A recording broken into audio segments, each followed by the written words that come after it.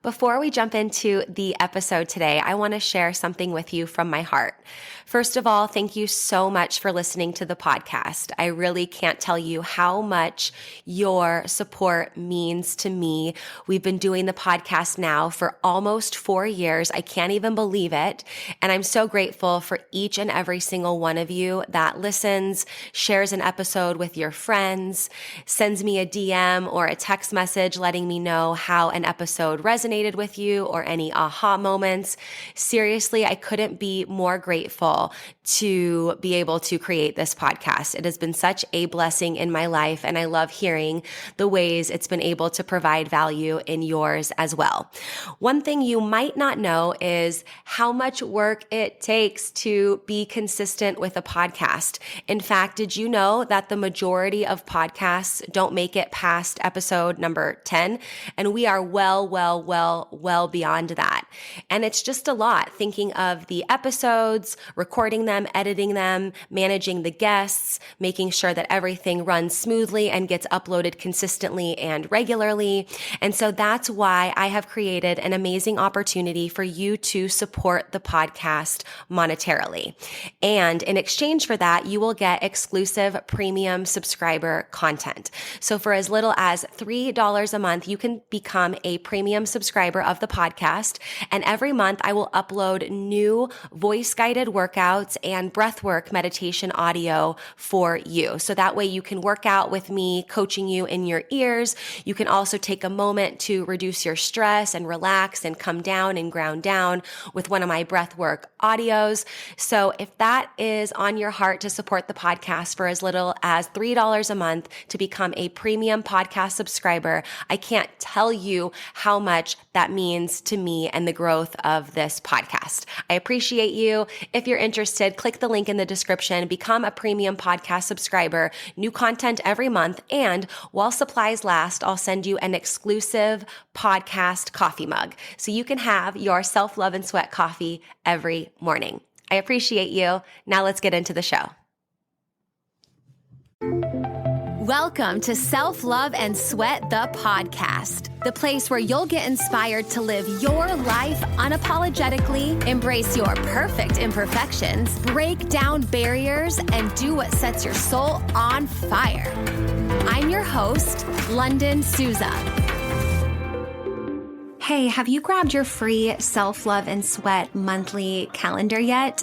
This calendar is so amazing. It comes right in your inbox every single month to help you have a little nugget of wisdom, a sweaty workout, a mindset activity, just a little something to help keep you focused and motivated and keep that momentum towards your goals. So every day when you get this calendar, you'll see a link that you can click that will lead to a podcast episode or a workout or something that will be very powerful and quick to read. And then you'll also see on the top left corner of every single day, there's a little checkbox in the calendar. And what that is that's for your one thing.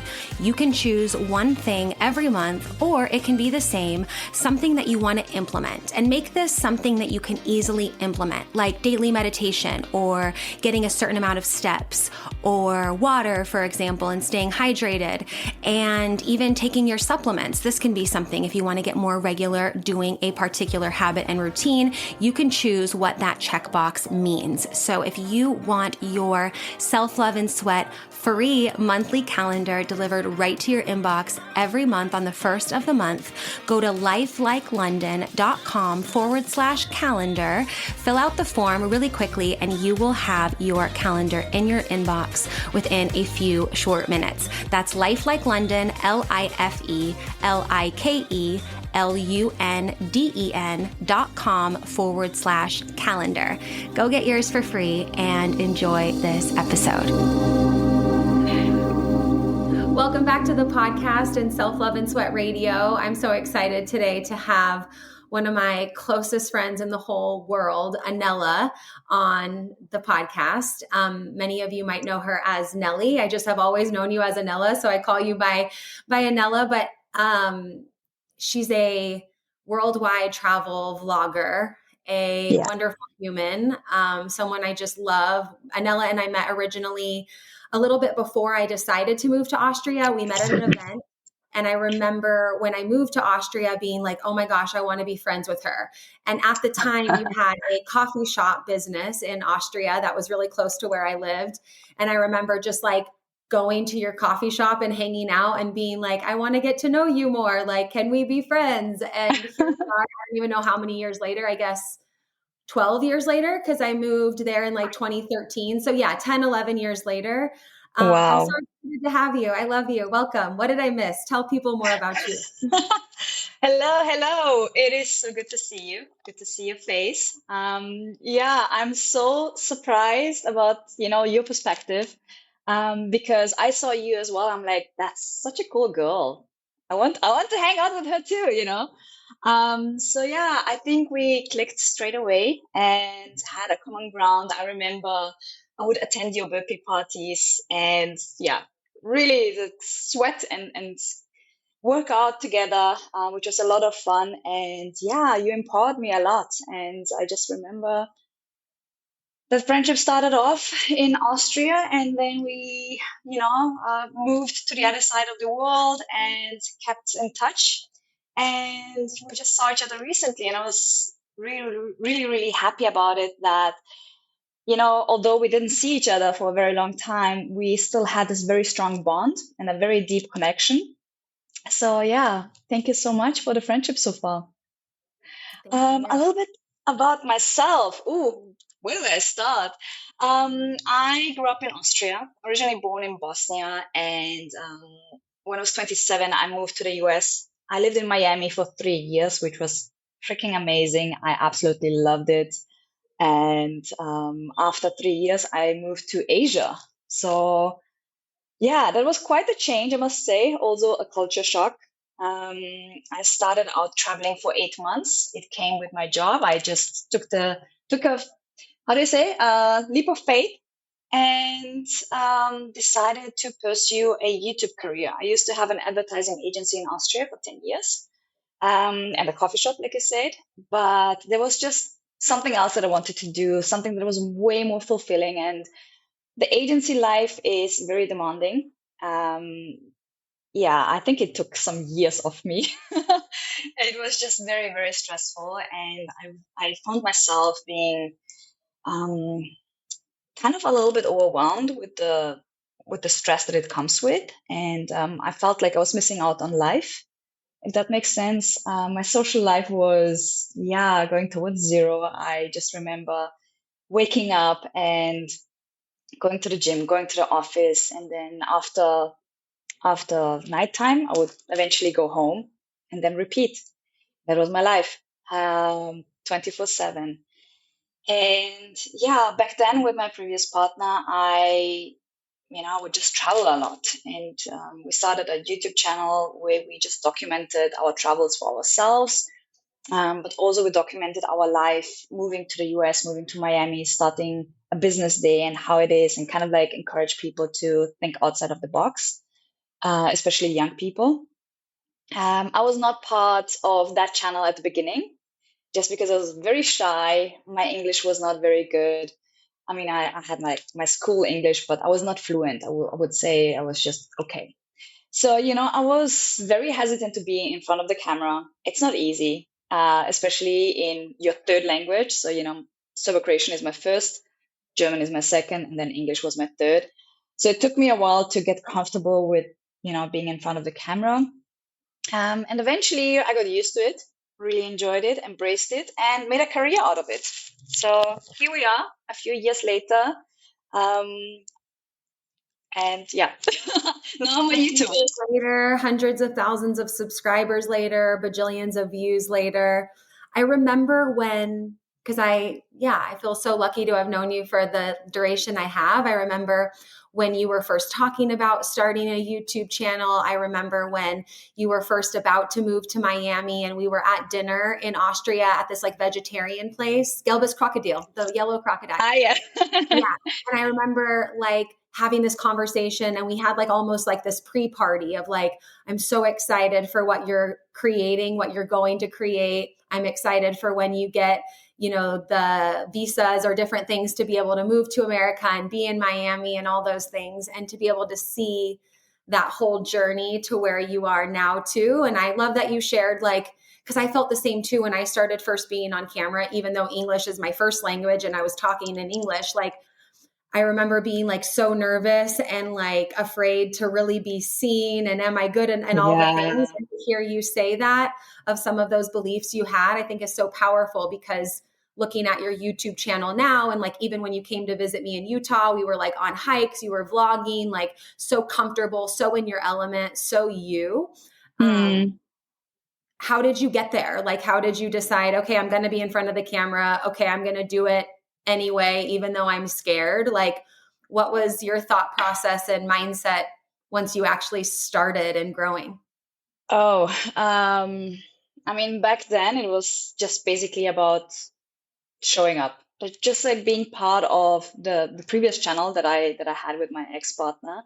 Um, I must say I would almost like hide from the camera at the beginning. Um, Especially like you said, you're not comfortable being seen. And I felt like I was misunderstood because I couldn't be myself. It was not my first language or not my second language. I'm very fluent in German, so it would have been easier to do it in German for me, but doing it in English, where you can't express yourself in the same way, you don't have the same humor, you don't have the same character, you're lacking words, and it's just not as fluent. So I felt like every time I was in front of the camera, I felt awkward. I really didn't enjoy it at first, but I kept doing it. I also decided to switch my Instagram stories from German to English, which helped a lot. And eventually, just, learning by doing, just getting myself out there and showing up and just, yeah, not trying not to care too much about what other people would think or say. But I also remember when I started my own channel, which was Nelly's Life.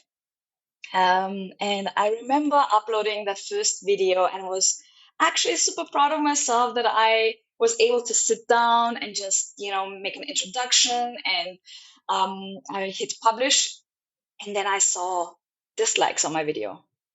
And there was more dislikes than likes. And that was so tough on for my ego. I was just like, I wasn't that bad. Like, why are people giving me thumbs down? What is wrong here? Like, I don't understand. And yeah, that actually had a very, very negative effect on me. I stopped doing my personal channel, Nelly's Life. And then, I was just continuing doing my previous channel that I had with my ex, and eventually got better and better over time, and picked up Nelly's Life again. And if like when I see myself now, it's worlds in between. It's just like it's a whole different person that I see. I'm more lively, I'm more outgoing, very passionate and joyful. Like I can be myself because I was all got comfortable with everything, with the whole situation. Like you say, like it became my second nature to be in front of the camera. Yeah. And from what I know of you and what I'm hearing you say, it was like a lot of comfort with your own personal self to then be able to show that on camera and to do it anyway, despite the dislikes, being Yeah. real about like, oh shit, that like hurt me. And that was, I remember Yeah. Life Like London started as a newspaper column that was also published online. And I remember I wrote a column about ways to like reduce stress or something. And I got a comment that was on there like, who is this girl? What are her credentials? Does she think she's a doctor? And I remember talking to my friend Tina, who was actually like a mom of a kid I went to high school with, but her and I became friends. We're still friends. And I remember like crying to her and like Yeah. sobbing over this one person's comment about me not being good enough, and I resonate Yeah. with that so much because I was like so devastated and so sad, and I still couldn't not do it anyway. And it's cool to hear you say that too, where it's like all these feelings, all these emotions, all these human things, but then choosing to continue to show up and Mm, looking back at where you are now. I mean, yeah. sure your videos get dislikes and likes and people saying great things and shitty things. It's like part of the territory. But did you get like tougher skin? Did you not like care? Do you not care as much anymore? Do you just not look? Like, what's the difference now? Okay. First of all, let me just share one similar story.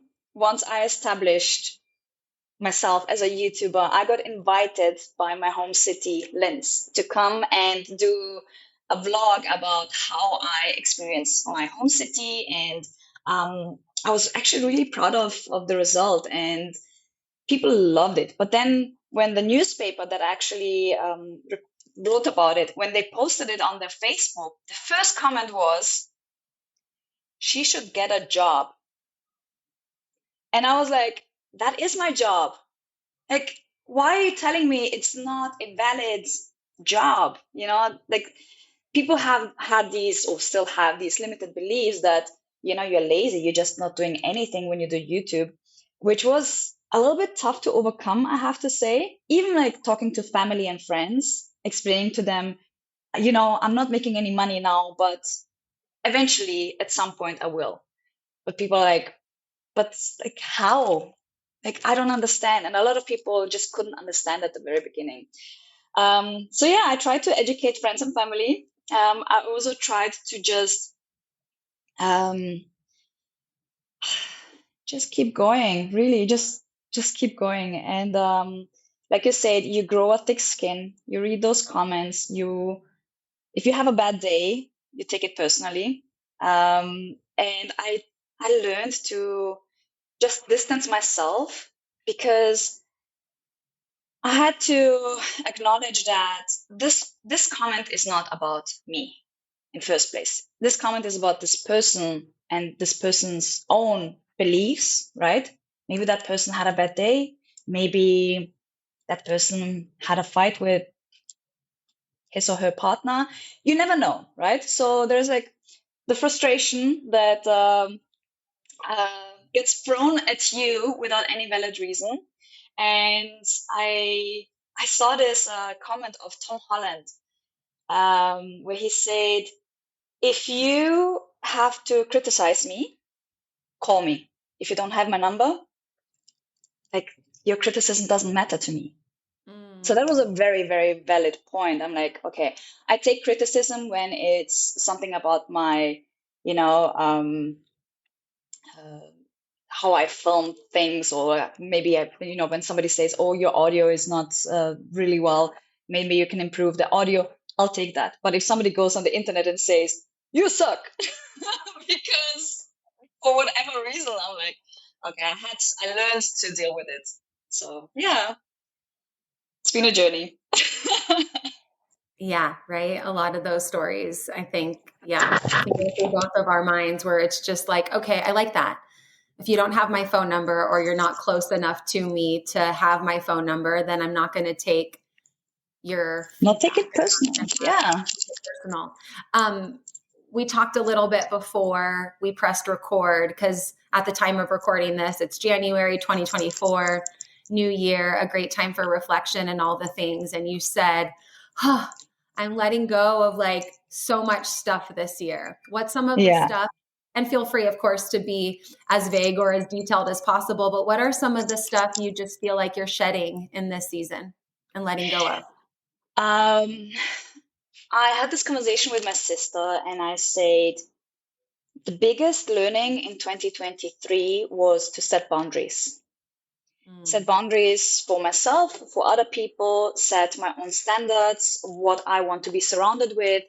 And I just realized there were some toxic people in my life that had so much power and access to me. And it took me a while to realize that in life, we always have a choice, right? So how can I limit that access to me? That was the one big question that I had to ask myself. And then, of course, how to move on from this. We all know, if you're surrounded by toxic people, it has a huge effect on your mental health. So 2023 was quite challenging, I must say. I was at your place in Utah, and you saw me just sitting there and literally just crying and saying, I don't know what to do, right? Because I was in a situation where I could literally just go hard and pick a fight and just go crazy, or just take it all in, feel the feels, and eventually think about it. Think about, okay, what is it that I want? What outcome? And my goal was to be at peace. So I set myself that goal by the end of the year. I want to get rid of this and that and that and that, right? So I was just working towards that goal. And I felt like once I reached December, I was like, whoa, hold on. Like, I'm there. I'm really there. And it took me so long to let go of certain things. And it's even tougher when things affect you in terms of, financials as well. We've all been there. When you are in a situation that you can't get out of, but eventually you figure out a way of just like, okay, I have option A or option B. Option A is to, go and fight for whatever, or option B is to let go and just say, okay, you know what? Doesn't matter to me. Like, I'm letting go. And yeah, letting go was a big part of that as well. So setting boundaries, letting go, and just surrounding myself with people that truly love me. Like I could see so many things so clearly. And I think one of the things that was super, super helpful for me is meditation, working out, eating healthy, just keeping, like overall well-being, I would say, working on that as well while I was going through some stuff. And then having emotional support from friends like you, for example. You've been such a huge, huge, huge help for me. And I wouldn't be the person that I am today if it wasn't you. So thank you for that. I get quite sentimental thinking about it. Yeah, same.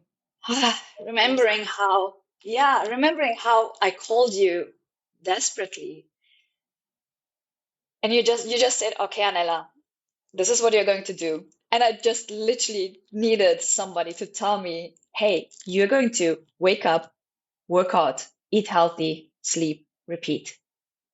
And I did that. Like, that saved me. And I'm getting really. Yeah, It's it.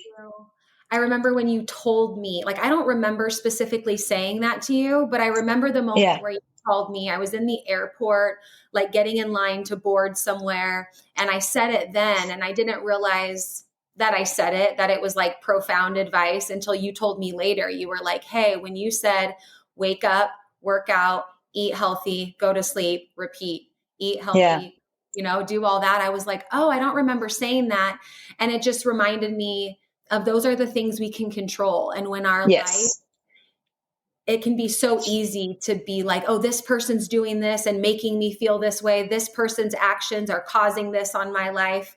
But we can't control other people just as much as we yeah, can't control the hater who leaves a comment online or somebody who decides to give their exactly. opinion.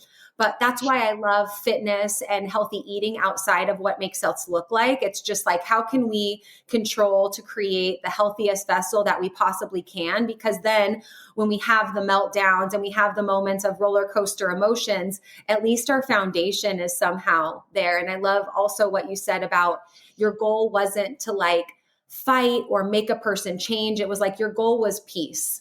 Yeah, And that word resonates with me so much. Sometimes when I go to bed at night and I have a hard time falling asleep or my monkey mind is going, I've been whispering to myself, peace, peace, peace, peace until I yeah, fall asleep. And part of the peace was you being different. Like you were used to, I know you have a background in like karate, you're feisty, you know how to like go after and like fight for something. But to be mm, able to be like, no, actually, the real fight is internally with me, like letting go yeah, of this shit and like no mas. And you chose a word that resonated with you instead of being like, okay, this person has to do this. I have to get this in order. And then I can be happy. And peaceful to you was like, coming to visit a friend and opening up like you did to me and like we do with each other, or not answering phone calls, or responding in new ways, or taking care of yourself. Like, I love that idea of creating a word that you want to embody instead of making it be about like, okay, well, this person apologizes, or this person pays me what they owe me, or this person says this. It's like, we can't control that shit. Like, all we can control is ourselves and how we get to know ourselves. And I know that's helped you show up more authentically online because I see it. I've known you for a long time. I know you've known me for a long time in real life, and then also seen me on camera in different phases. And it's so cool that we can be honest and open with each other and be like, oh yeah, I remember that phase of your life in these videos. It just like didn't seem like you were doing your best, but it wasn't really, and now looking and being around you and seeing the videos, there's like so much congruence of like, oh, I could truly say, because you're one of my closest friends and I know you so well, like the person that's online is the person that's offline. It's like what you see is what you get. And granted, I know best friends always get to have like the insider scoop of like the nitty gritty details. So there's things that like, I know you and I know about each other that like there's no value in sharing those specifics online, but it's nice when we can really be like, actually, no, what you see is what you get. And that's my compliment to you, because I just love seeing you bloom and blossom and like the ways you're impacting people all over the world. Let's talk about culture shock a little bit, because you and I have both lived in different countries. We've traveled a lot, and it was sometimes hard for me to like land and feel like home, like is this like your root chakra is kind of off because you're like, there's not really like a place to land. What has been some funny experiences or things you've realized from living abroad and being around different cultures and ways of living, and how have you like embraced that? Okay. Let me just get back to that point where you said you remember having that goodbye dinner and how, enthusiastic I was. To be very honest, I was enthusiastic, but I was also very, very anxious. When you move to like a different continent where you don't know anybody and you're starting a business there as well. And it's just like, it's a lot. So I was not very sure about like, how are the people there? I don't know if I can get along with the culture, because the US is slightly different than Austria, of course. And then I remember moving to the US, and people would just have this kind of like small talk. And in Austria, we don't really have small talk. When people are just like, "How you doing? Oh, I love your hair. Oh, what are you up to?" Like, huh? I was just like, is this what does this person want from me? Like literally like that. And I also remember having that one friend, Willie, and he's still very charismatic. And I learned so much about how you can actually create conversations, like very deep and meaningful conversations with small talk as a starter. That was a big learning for me. And then, of course, just the US is just very different.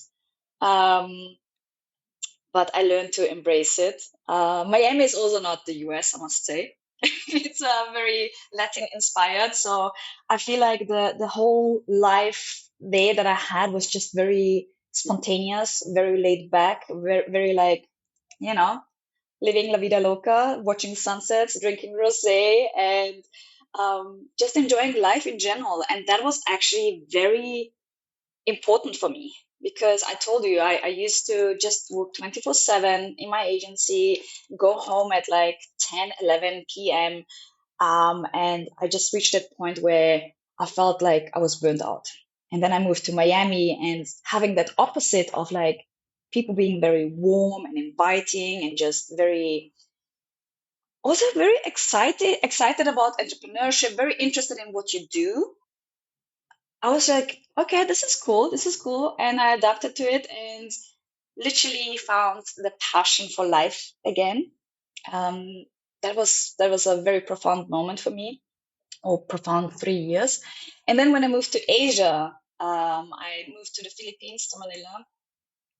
There were quite a few things that I needed to get used to, just that things are just differently in the Philippines. When you drive, you don't use an indicator. You just kind of like put your hand out and you're signalizing, hey, I'm turning right. In most occasions, if you're in traffic, for example, and then like how people interact with each other.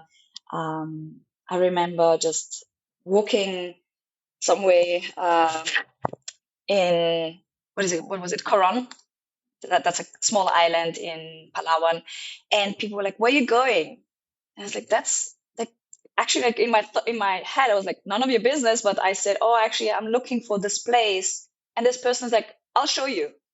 And I was like, "This is a scam. Like this person wants money or whatever."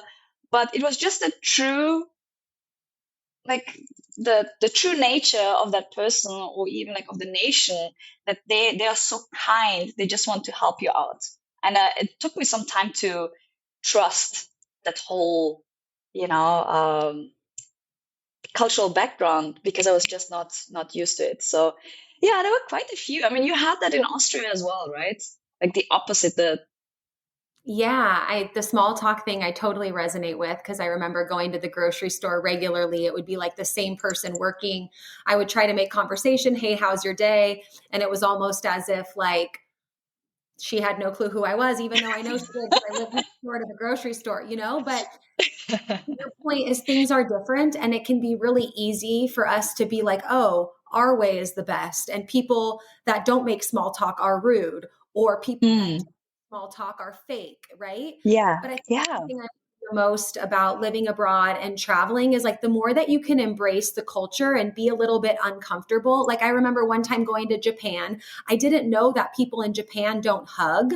And I like went up to this yeah, girl and gave her like a big hug, and I was learned very quickly that that's like not culturally acceptable. There were some yeah, people that I worked with because they worked for Adidas, they had traveled a lot, so they were like, "Oh no, you can hug us." But like some of the people who have lived here that like don't travel a lot and are not as well cultured with different cultures, like that's too much invasion of their space and yes, privacy. So I could have been like, "Oh, people in Japan are like not loving, they're weird." Like, no, it's just like that's the way they do it. And how can I learn more about letting go of needing to control people's behaviors? How can I embrace more of who they are? And like, even though Austrians and Germans are a little bit closed off when it comes to like that small talk and conversation, I definitely developed deep relationships with Austrian and German mm, people where it was like, okay, that's just like once you get to know them, that deep friendship and that connection exists, but it's just like not going to show up as a fluffy conversation in the line at the grocery store. And that's okay, right? exactly, And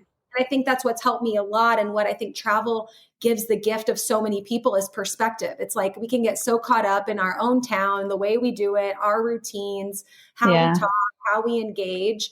And I know for a lot of people, traveling abroad can be really uncomfortable. And that's actually one of the things that they say if you're in like a new relationship, like go travel with somebody and go travel in a country where it's not your native tongue, right? Like go to Mexico, go somewhere else. You really start to see the discomfort in people when they're like, "Wait, what does this mean? What is the language? Why is this?" yeah, But I feel like that's so true because you learn so much about yourself when you're out of your comfort zone, and being in a different country, different yeah, language, different people, signaling different, like different food, mm, just like stuff that doesn't matter, but we make it matter. And I just think, oh, I've just fallen so deeply in love with so many different cultures. And when I traveled, I'm like, okay, this is how you guys pray. Okay, I want to do that. Okay, this is how you guys eat. Okay, I want to do that. This is your style of dance. Okay, I want to do yeah, it. And instead of being like, okay, my way or the highway, it's kind of like, oh, there's a lot of ways of living and people can be happy doing yeah, it this way or that way. And I just love yeah. meeting people from different places for that reason.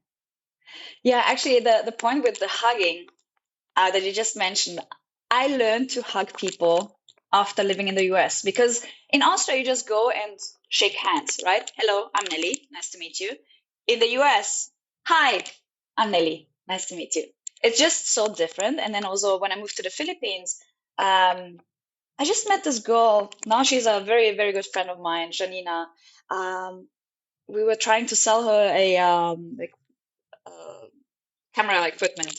And she just saw us and she was just like, oh, this is cool. Let's take some pictures. Hey, do you actually want to go to my place and have a beer? I'm like, I just met you. Like, I'm not going to go to your place and have a beer with you. But I was like, okay, let's do it, And now we have been friends for like 4.5 years. So it's kind of like so different. Like you said, you have to get outside of your comfort zone, and traveling really, really helps a lot. It's just expands your mind in so many different ways. And you learn so much about yourself, which is more important for me. Yeah, it has been really, really good so far. I love traveling. So yeah, hopefully we're going on a trip together soon. Yeah, I'm excited.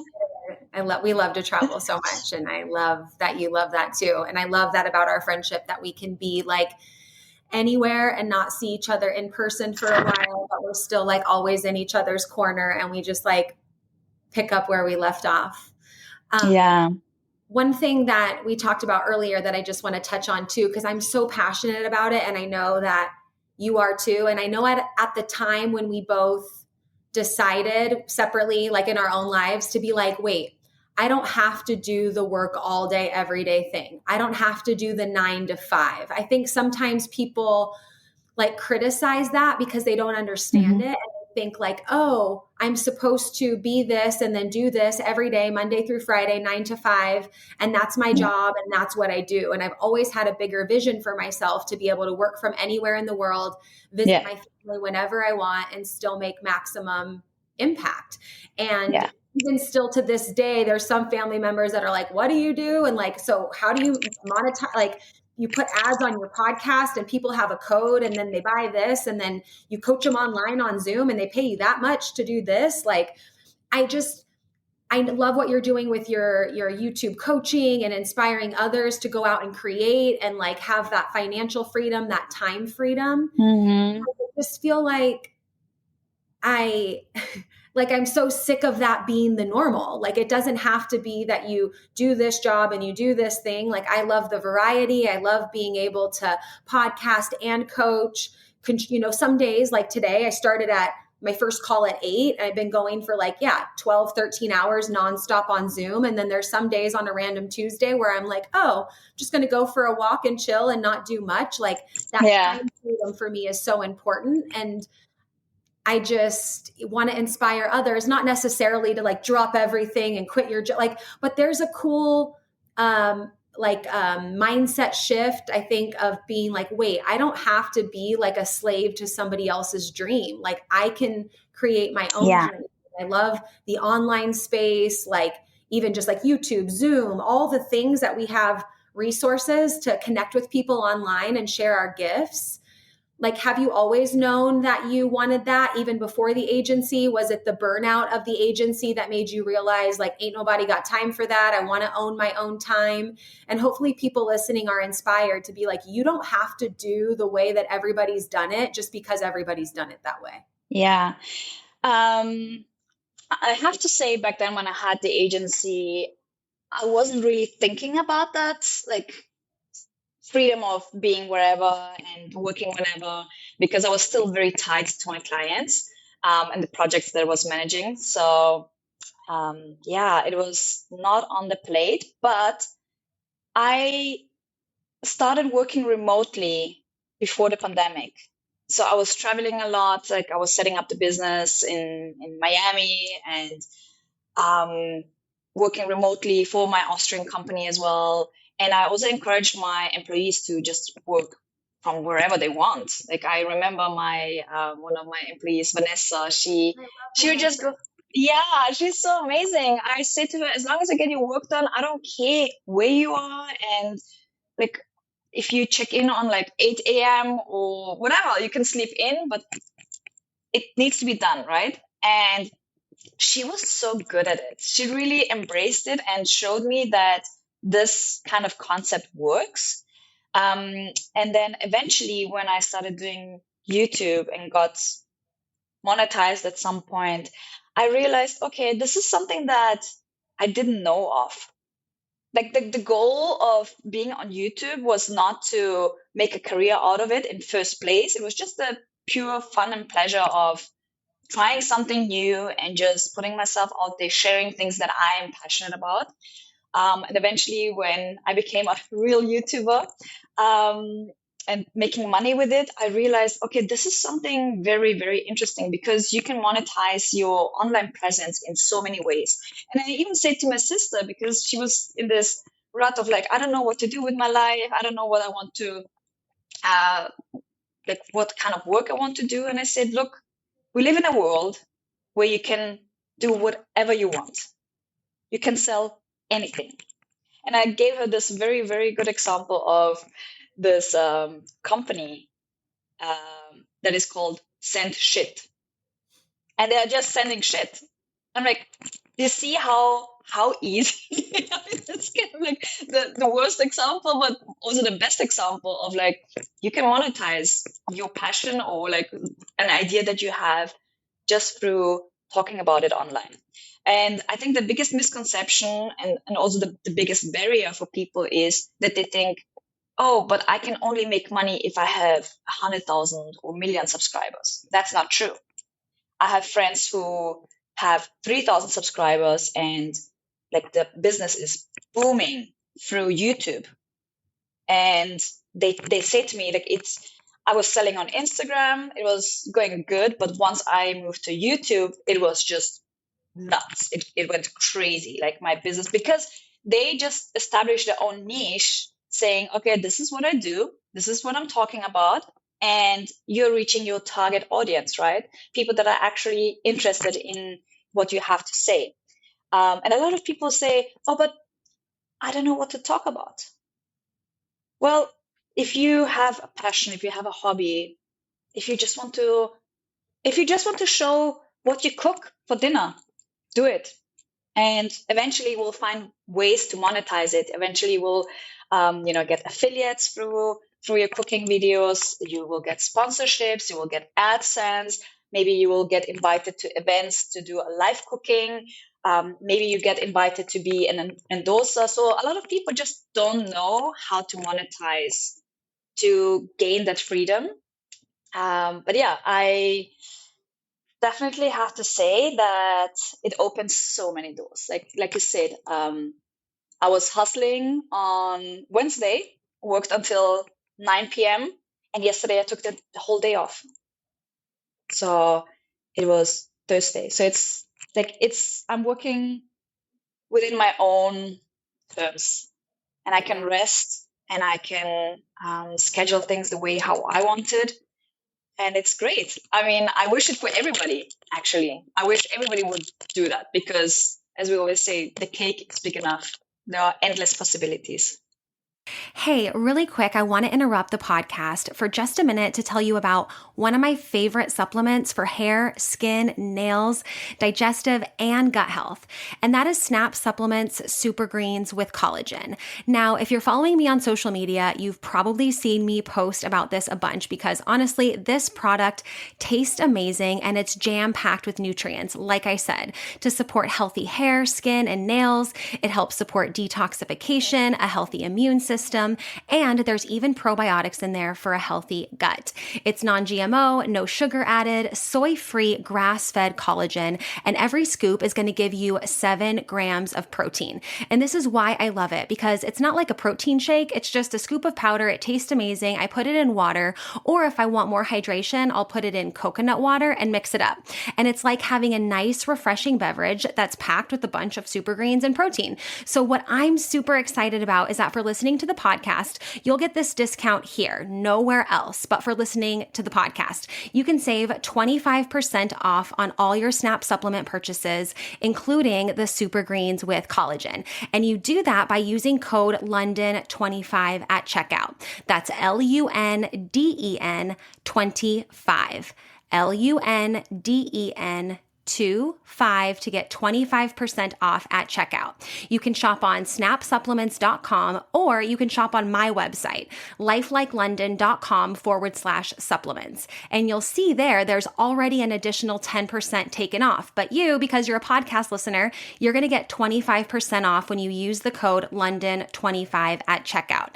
LUNDEN 25 at checkout to get your Snap Supplements, Super Greens, and collagen, and all your Snap supplements for 25% off. Now, let's get back to the show. Yeah. And I love, because there's a girl that I'm going to have on my podcast soon. She created a YouTube channel and Instagram and stuff called Hey Grill Hey. And she's like, from what I know about her, because I met her cousin at my gym, and she's like, oh, you should have my cousin on your podcast. But that was her. She was just like, oh, I like to grill. I think more women should grill. So I'm going to share what I'm grilling.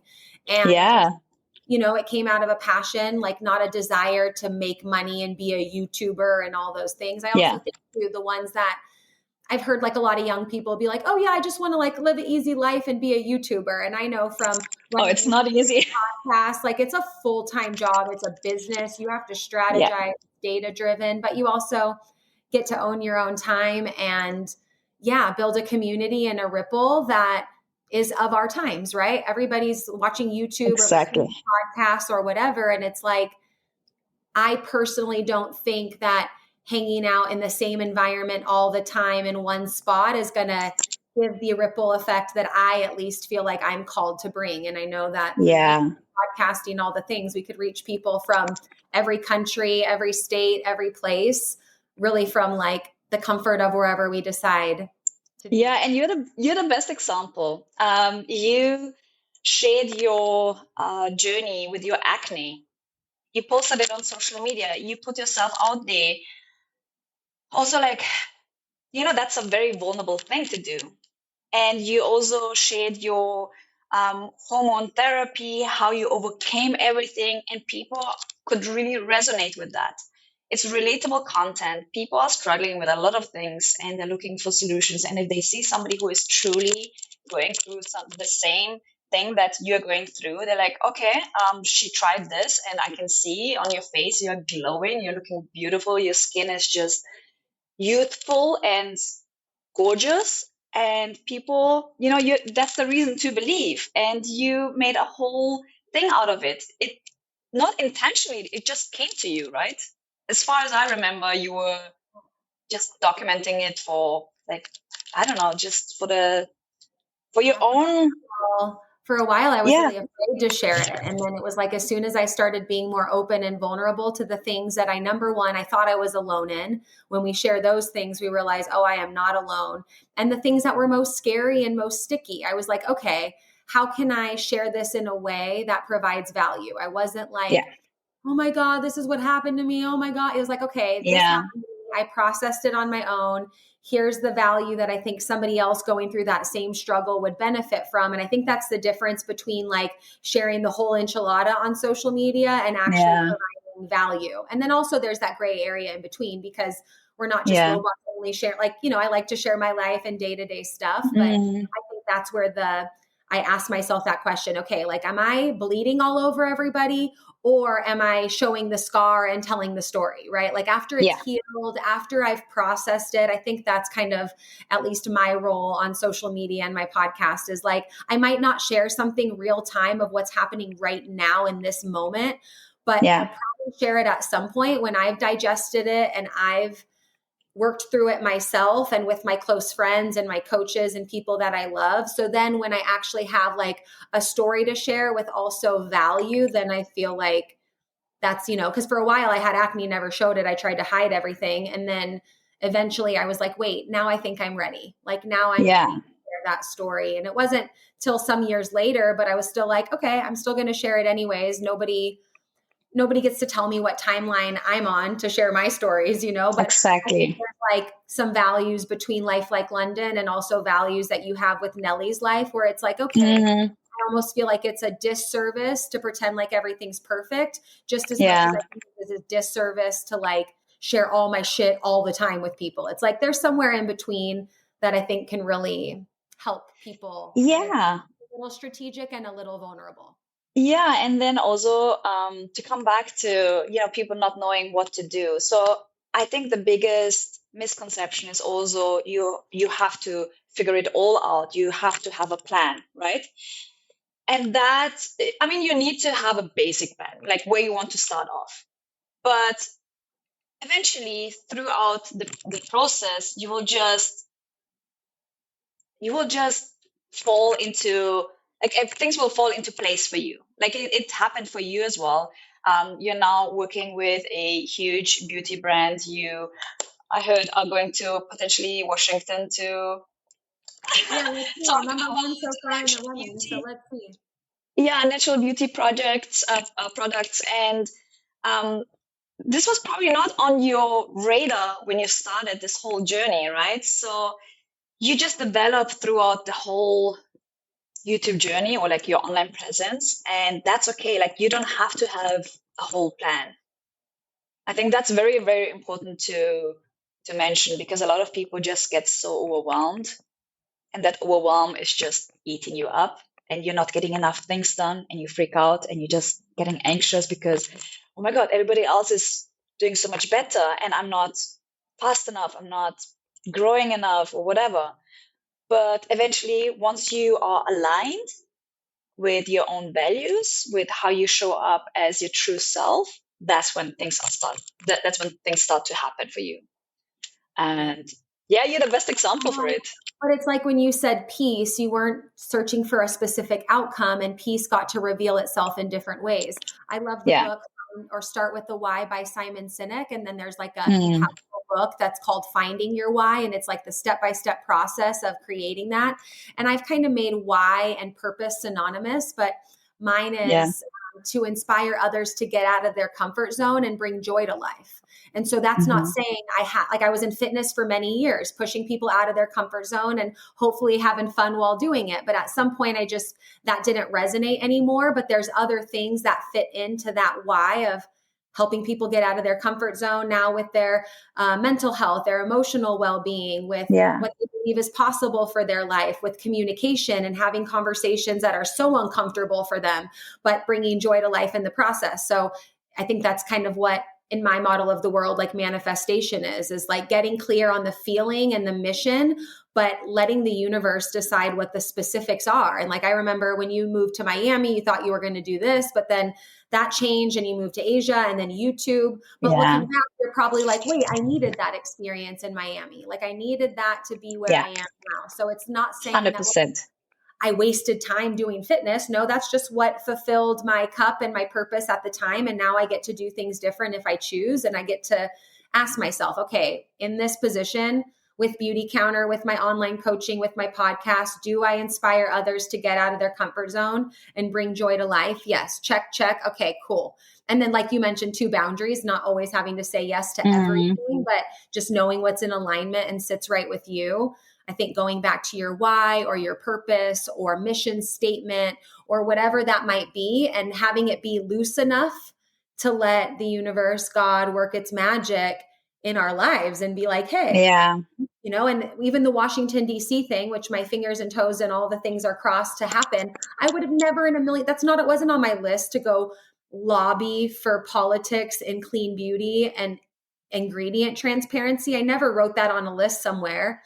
But now that it's presented itself to me and I happen to be in a very top spot for it, I'm like, oh, hell yeah, that makes sense. Yeah. I You're never making thought a of myself. change. I could have never Yeah. thought of myself. That's amazing. And you said something very interesting, where you said that needed to happen. So I was going through a breakup after 14 years, and let me tell you, it was really, really difficult at first. I thought my world is about to crumble, and I was in a very, very dark place. I really tried to stay on track with fitness and healthy food and everything, but everything that I knew was not my reality anymore all of a sudden, and that was very, very confusing. And fast forward, now it has been almost 2 years, and I I look back at it, and I can confidently say that needed to happen.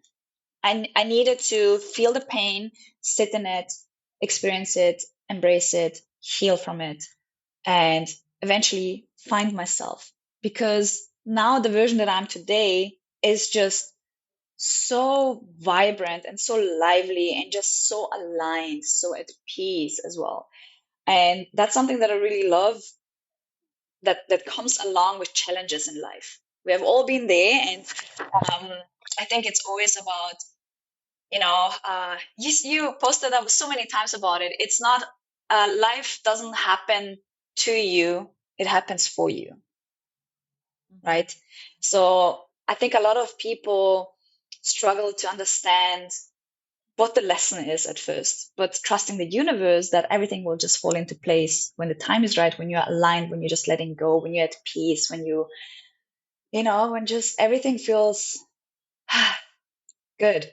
That's when everything happens. But yeah, you gotta be patient and meditate. I meditate so much. Yeah, meditation has changed my life, that's for sure. Yeah.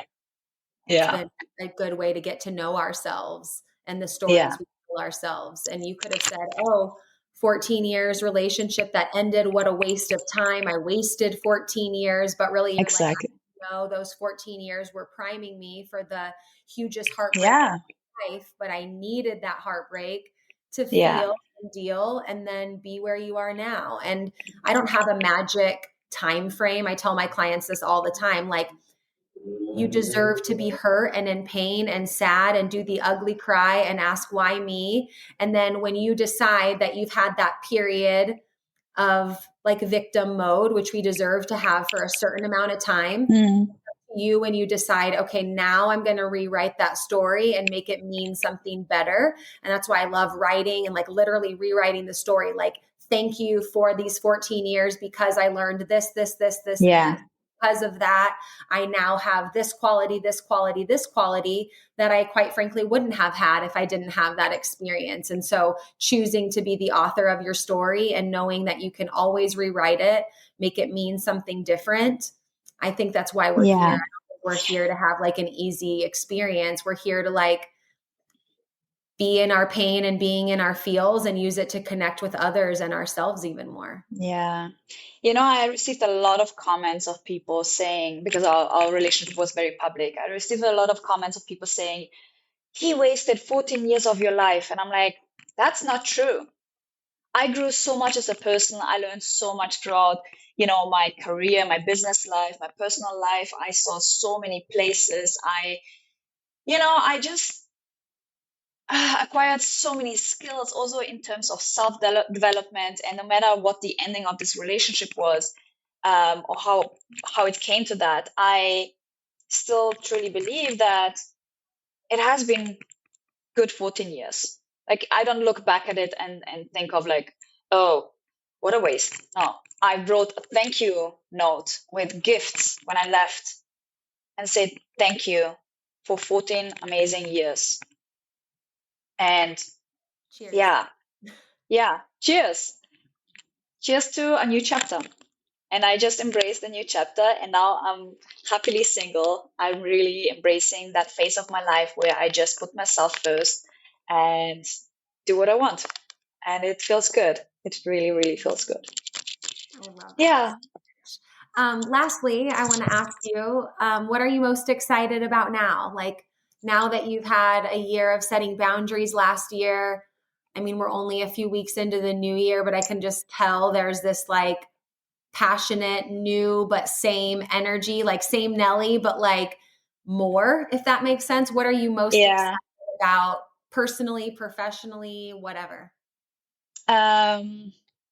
Personally, I'm very excited about just doing the things that I already did in the past year, because that has, like, 2023 was a year that was very challenging, but it was also very, very fruitful and great for me, especially for personal development, for my career, for my social life. And I would say I found my people. For 2024, I want to continue deepening my connections, see my friends whenever I can. Also, like, eventually fly to Europe to spend some time with you, because, I realized this is something that gives me so much more when I connect with people that I love, that like you said, you have known me for 12 years. Like, you saw me through different phases of my life and vice versa. And I want to hold on to that. I want to spread love and kindness and joy and peace. Maybe I can bring some peace in other people's lives. In terms of career, of course, I want to continue doing my YouTube thing. I'm very passionate about it, and I have a wonderful team that is killing it from the Philippines, and we've been working together for a very long time, and I want to deepen that connection as well. And then, of course, I want to focus on helping other people become, aligned with their own purpose, and eventually turn their passion into their career through, teaching people how to actually utilize YouTube, and how to grow your audience, and how to monetize, so that you can make a living out of it and be financially independent and location independent, and and hopefully travel the world and choose an office wherever you want. So and then in terms of uh, leaving things behind, I'm definitely leaving toxicity behind. I definitely have no time for, people who are just stirring up drama, and anger and whatnot. I'm done with it. I reached a point where I can confidently say, I'm okay if you are not behaving right. Like, but I'm just setting a boundary here, and you no longer have access to my life, and that's it. Closing that chapter. Goodbye. Um, yeah, I'm just very excited about this year. I feel like 2024 is going to be an amazing year. Also, in terms of astrology, I heard Libra is coming out of a very long, dark era, which I truly believe in, because I mean, yeah, I can just feel it. I can just feel it. I'm super excited. I'm happy to be surrounded with people that, inspire me as well, like you. I look up to you, and I learn so much from you. And, it just happens so naturally that we complement each other in different phases of our life. So I want to hold on to friendships like that. What about you? 2024. Yeah, what I'm most excited about is similar to you personally, but also in professionally too, is just like deeper, more authentic connections. Like, Yeah. not, I was talking with my friend Kevin here in Utah today, and we're working on a new event series here in Utah, which is going to be super fun. He owns a bunch of restaurants, so we're going to do some cool events there. And he was like, Lunden, it's about the who, not the how. Like, meet the good people, attract the people that are in alignment with how you want to be, who you want to show up, and the how figures itself out. So deepening those connections and conversations even more, I'm just most excited about. I'm also really excited about the I would say kind of newfound but deeper like sense of presence that I have. I notice that I am very much where I am when I'm there. Like, I'm not thinking about what I did earlier or what I need to do next. I'm here talking to you and enjoying Being every present. part of the question and being present in a way that I think without meditation and breath work and some of those things, I taught myself how to be like, nope, sit here now, like no copy paste from the past, here now, no fast forward into the future. So I'm excited about the unknown of the present moment and just being present of like, who might I meet? What might I see? What conversation might I have? Like, what opportunity might I have to connect over here or taste a delicious meal, whatever. Yeah. Like, whatever comes from being present, I'm most excited about.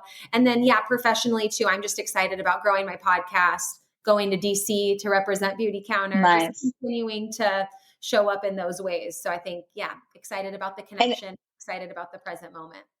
And I also love that you posted about setting intentions and not goals, because goals can be so intimidating and just like so, hustle culture oriented, where we find ourselves in a very balanced flow state where we work on our own terms and in our own alignment. And to things that I wanted to mention to wrap this up. Um, you taught me that asking the why is crucial. So I learned to ask myself why, or I ask people when they tell me something, why? And I learned that just like that simple why can lead to so many profound learnings about and connections about other people, and deepening friendships and just showing more interest, listening more. I mean, you and I, we know both that, we love to talk, especially in front of camera, but we also like to just sit back and listen to what the other person has to say and just acknowledge and hold space. And then the second thing that I also learned is the how. So one thing that my therapist used to say to me every time, how does that make you feel? And she said it in this very funny voice. And I'm like, okay, this is a good question. It's simple, but it's a very good question. So last year, after every encounter that I had with every situation, every person that I met, I asked myself, how does that person make me feel? And after meeting that person, if I couldn't say that I felt good, it meant that I had to let go of that person, right? So that was very good for setting my own boundaries and just acknowledging, okay, this is actually not a good friendship. If that friend makes me feel anxious or not worthy or not heard or whatever, then it's not for me. And that was just a helpful thing for me. And I hope it helps everybody else. Yeah. It's simple, but not always easy, right? It's like the simple things, but we really, when we ask the question why or how or acknowledge what certain circumstances might feel like in our nervous system and being like, that feels like it's not for me, that feels like it is for me. That's, I think, a lot of great work. It's a lot of heart work, not hard work. So I love that you shared that of solidifying the why, asking why, listening why, thinking about and reflecting on our interactions and not just like eating through life and not reflecting on who we're around and what that's like in our sphere. Oh, I love you so much. We covered so much today. YouTube, moving abroad, breakups, connections, Culture 9 to shocks. 5, culture shocks, what's worked for us, what we're excited about. And I A just bit feel of healing. that embodies really what, like, who we both are. Like life, like London and Nelly's life. It's like, that's really who we both are. How can people connect with you? Say out loud what your Instagram and YouTube and all of that. And then of course I'll type it in the description so people can easily. Yes. So my YouTube and my Facebook is Nelly's Life. And on Instagram, it's Nelly's Life with 2 underlines because, the normal one was not available. That's how you can reach me. Cool. I try to respond to every message that I receive on Instagram. So that's the best way to reach me. Cool. Instagram, YouTube, you guys will love Nelly's videos, Anela's videos. I feel weird calling you Nelly. Like I say it because I know that's I know. it comes out weird out of my tongue. So I think you'll forever be Anela in my life and in my eyes. But your videos are so good. I feel like I'm going on a trip with you, whether it's on a safari or in Mexico, or we did a video in Utah. I'll link that in the description too.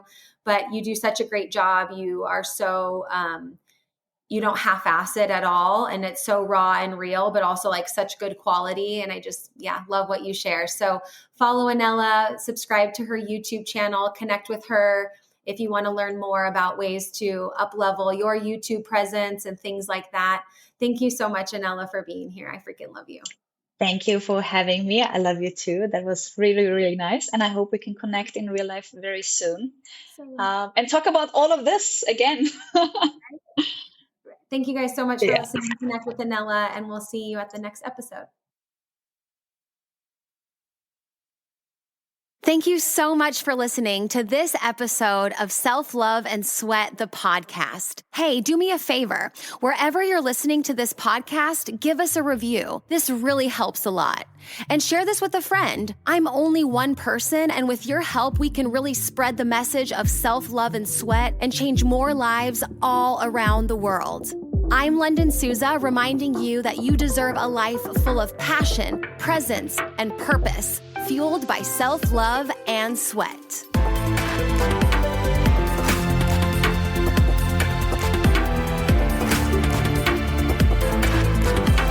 This podcast is a Hit Spot Austria production.